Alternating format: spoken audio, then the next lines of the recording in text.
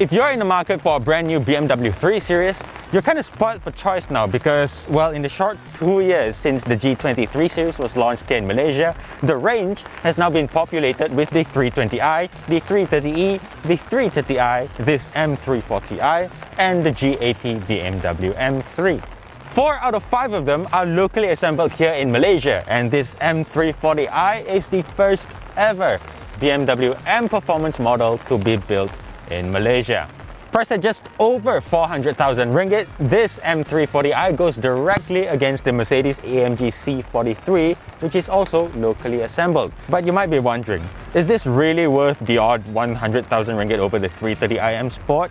I mean, it doesn't look the part, does it? But I'll tell you what, it's sold out. It's selling like the hotcakes, and all the first batches of the 340i's have been snapped up. So you tell me. But anyway, I digress. Let's just get into the review and I will tell you what I think about it and whether or not it's worth your 400,000 ringgit.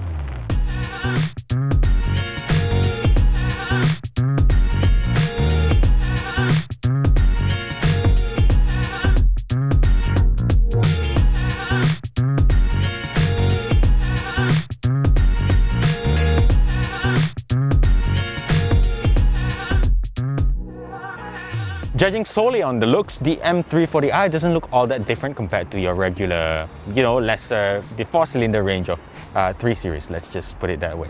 In fact, it's very much like the C43 in the way that it looks, so nothing over the top, it's not outrageous in the way it looks, it's not pretentious, and it's very difficult to tell whether or not you're looking at the real thing. But I can tell you how you can spot the actual 340i apart from the fakes. So apart from the BMW M3, the M340i is the only variant to get BMW's top-of-the-line LED headlights with laser light technology. And you can see that the LED DRLs, well, they're much longer and go up here, so it looks more menacing. The rest, like the grille, the wheels, and the bumper, well, posers can fake all that, but this, you can't get this. So try as you might, you're not fooling me. Other things unique to it are the BMW mesh kidney grille with flaps that open and close, M aerodynamics pack with air curtains up front, cerium grey trims on the grille surrounds, side mirror caps and rear badges, a low profile spoiler, as well as a special rear bumper with integrated dual exhaust tips. I really like the design of the G20 and the fact that the iconic long bonnet is retained. And just looking at the car from any sides on the outside, I like that it's so unassuming, it can pass off as a regular 3 Series, it doesn't try to stand out, and it's almost like a sleeper cruiser kind of car. It sits on 19-inch staggered wheels, and the wheels get this two-tone tuning fork-shaped spokes that proudly showcase the huge but otherwise boring looking rotors, as well as dark blue M Sport calipers. And just to let you know, the stock factory tires are Goodyear Eagle F1 rubbers. Other thoughtful additions are the light carpets on both sides, and you get keyless function with LED lighting on all 4 doors. At the back, well, apart from the badge and the unique bumper, it's very much a G20 3 Series.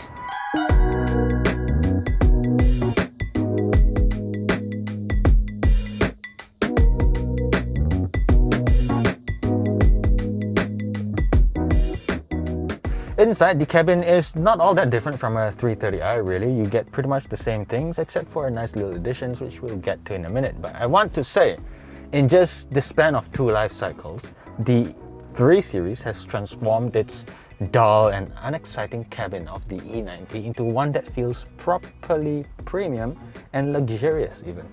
When you look at it at a surface level, you're gonna find that, okay, maybe the Mercedes-Benzes are a little bit more flashy with carbon fiber center console and all that 12 screen thingamajig, but I think the G20 has the right mixture of high quality materials, premium touches, technologies and amenities that make it a far more livable, usable and I would say modern space compared to even the F30. I mean, just look at the center armrest.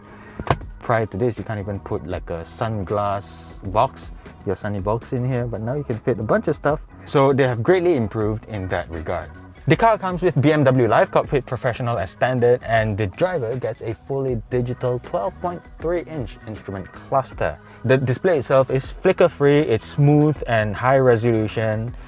It also is perfectly legible in almost all lighting conditions, especially in the morning or in the evening when the sun is directly like right at it. You can still see it because the blacks are pretty black and the graphics are pretty simple, so information is pretty easy to read, or for you to get. Also, I'm a sucker for symmetry, so I love the fact that the needles go from the outside in, so it's like I can't do it. How do I do it?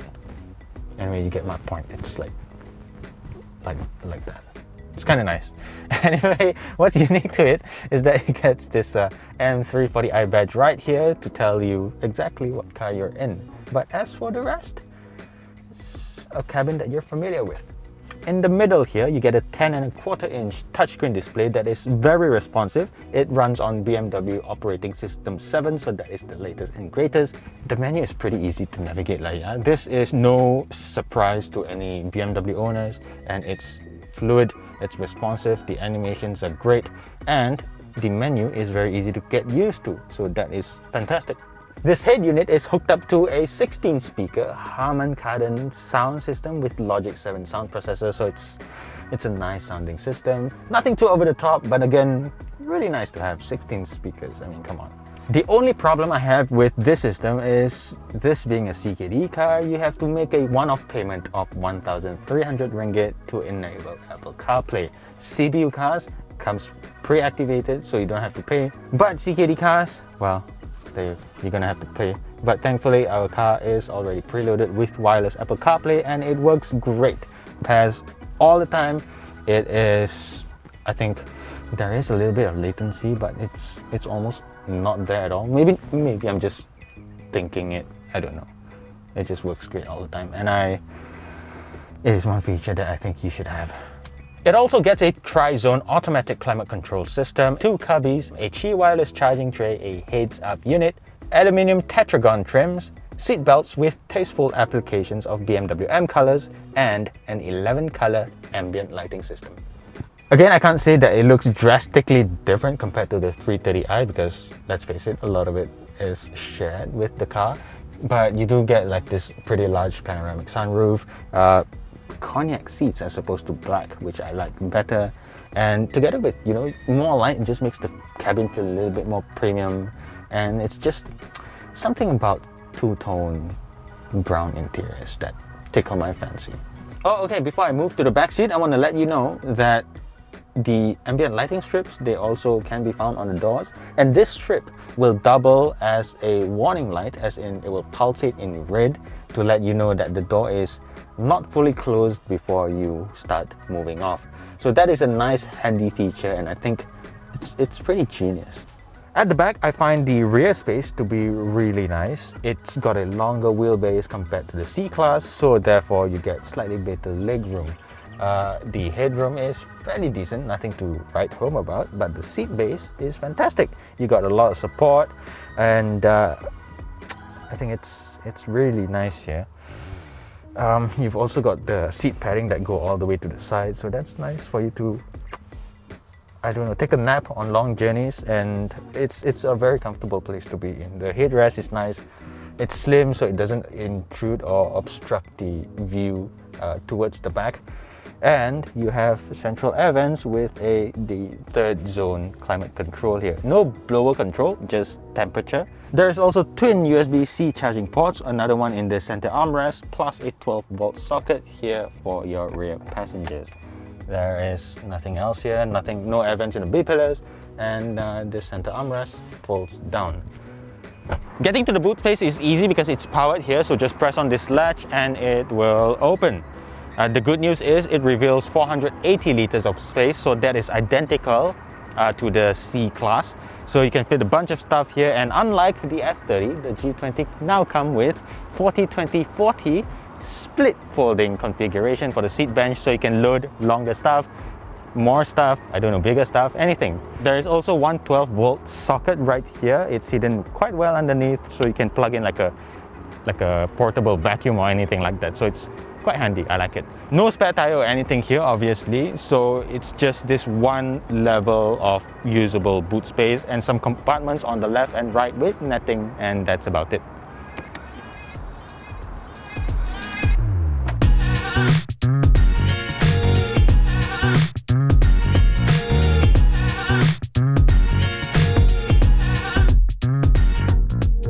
If the past few minutes meant nothing to you because the car doesn't feel all that special compared to a regular 3 Series, then this is where it really starts to get real.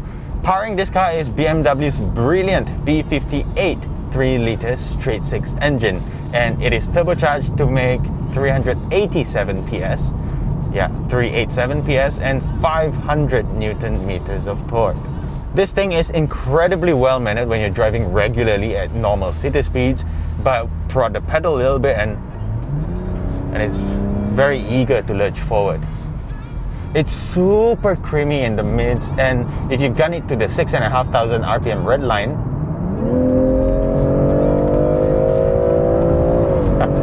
you get this really intoxicating wail, and when the gearbox upshifts at the end of that, you get this little spurt of noise from the exhaust.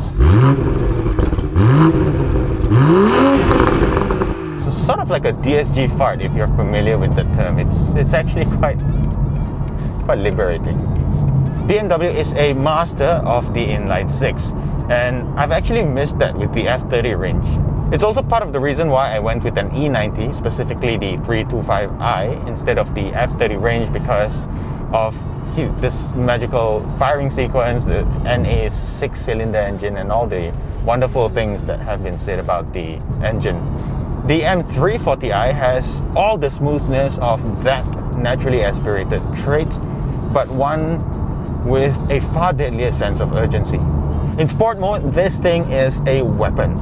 It is unbelievably responsive. There is no hint of turbo lag whatsoever, and the gearbox, I should say the expertly tuned gearbox, is going to make sure that you are in the right gear almost 100% of the time.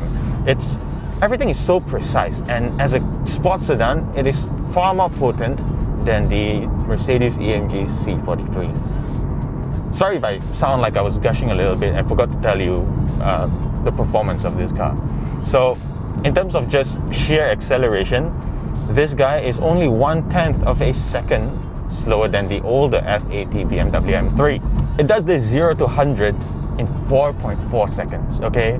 And the M3, well, it does that in 4.3. So this guy is no slouch, and you can do that repeatedly and quite consistently with the built-in launch control mode. Okay, I want to demonstrate launch control a little bit because some of you really like to see this kind of stuff. It's built in, like I said earlier, and we found like an open stretch to do it, sort of. The road is a little bit dry. Anyway, let's just go. Okay, first things first, make sure your feet is on the brake. Turn traction control off, Sport Plus, not Sport Individual, Sport Plus, and then flick the gear stick into S. Depress the brakes and press the gas pedal all the way down, and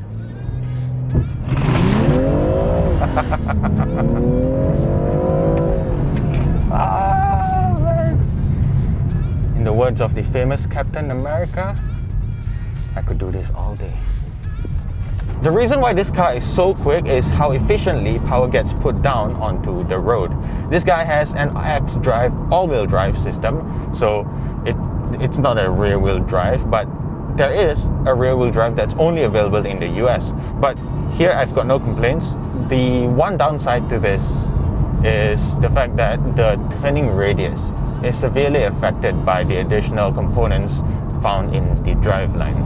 So apart from that, I think the xDrive system is nice to have. Other than that, there's traction for days. You've got to be an absolute hooligan for this car to slip up in the first place.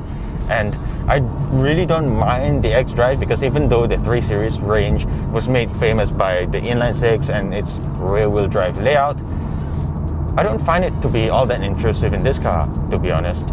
Actually, you really need xDrive to manage all that power. It's just physics, so let's not be too big of a fanboy, yeah? The experience of driving this thing wouldn't be as it is without the 8-speed automatic gearbox. This 8-speed conventional automatic gearbox that is made by ZF comes with BMW M's Steptronic Sport transmission mapping. Imagine getting all the benefits of the BMW 8-speed ZF plus the aggression of a Volkswagen DSG gearbox. It really is bloody brilliant, okay? It's almost two-faced in the way it behaves. So in comfort mode, it's just like your average 8-speed ZF, you know, smooth, a little bit of shift shock here and there. But on the whole, very easy to use, you know, no fuss. And then in sport mode, it's like, it can almost read your mind. So it downshifts at very specific points. It's like it takes into account the car's speed and G meter, your brake points, and then it just downshifts a couple of gears, or maybe 3 if you know everything is right. You don't need to use the pedal shifter. It's just that intuitive, and it reminds me of Porsche's brilliant PDK gearbox. I don't know what to say. It's like, do you really need more car than the M340i? Because I can't find a good reason to. I don't know. It's just I'm speechless. When you're driving around normally in comfort mode, the car is a perfectly comfortable place to be in. I've had friends and family in their 20s all the way up to their 80s, in fact, who said nothing of how uncomfortable the adaptive suspension is. They loved it, I love it, and it's actually more comfortable than the 330i M Sport's passive suspension. And when you press sport mode, immediately you can feel the suspension stiffen up in like fractions of a second. So you get a more hunkered down ride quality. Well, okay, it's a little bit more stiff than I would be okay with, but you know, it's a sports sedan. It's supposed to do it all. And I realized that it's a lot more sure-footed in the corners. The sport mode should really be called give it all you've got mode, because the car feels like it can take a whole lot of abuse. Not that I abused it, you know, because I'm not that kind of driver, but you just cannot get enough of it. I almost have nothing bad to say about the M340i, because for the longest time, there hasn't been a car that feels so right in so many places. It is an actual premium car with the right mix of premium touches in it. It's a proper weapon out on the road. Refinement has definitely been improved over the F30. It's surely quieter than before. The only thing that I can audibly hear when I'm cruising or when I'm driving every day is tire roar, but that's okay. I can live with that fact because number one, it's run flats. Number two, it's a sports sedan. Whatever, you can always swap out for a quieter set of tires if you really want, but I'm okay with it. Oh, before I forget, braking is also one thing that I want to touch on. I didn't really extensively test it out because, you know, it takes a lot to really wear out the brakes. But what I can say is the brakes are grabby as heck, and it doesn't fade for even when you're hard driving for 20-25 minutes, like a Genting run, for example. And I also like the way the brake force distribution is executed, in the sense that, okay, so you've got a 4-piston caliper up front, a single piston at the back. So what they do together is that they prevent the car from pitching too much when you're braking too hard, and then balance gets restored very quickly after that, so you can, you know, just drive off like the champ that you are, or rather the champ that this guy is. Can't stop driving this thing.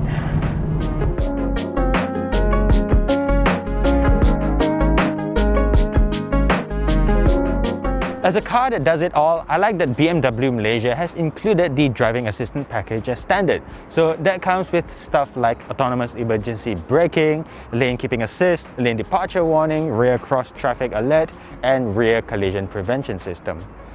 Interestingly, there is no adaptive cruise control, but the good news is at least all the other systems have these varying levels of thresholds when it comes to assistance. So I think that is nice, and they will always work all the time. So that's pretty neat. Another aspect that I consider important to at least the safety aspect is BMW laser lights. I realized that when I'm driving at night in total pitch black darkness over the past week, the light throw is very wide and it's long also, so you're not gonna have a problem driving in the dark. It just works and it's great. So, the $1 million question, is it worth 400,000 ringgit? Is it actually worth the 100,000 ringgit over the 330i? Is it worth getting over the C43? The answer to all of the above, if it's not obvious yet, is a resounding yes.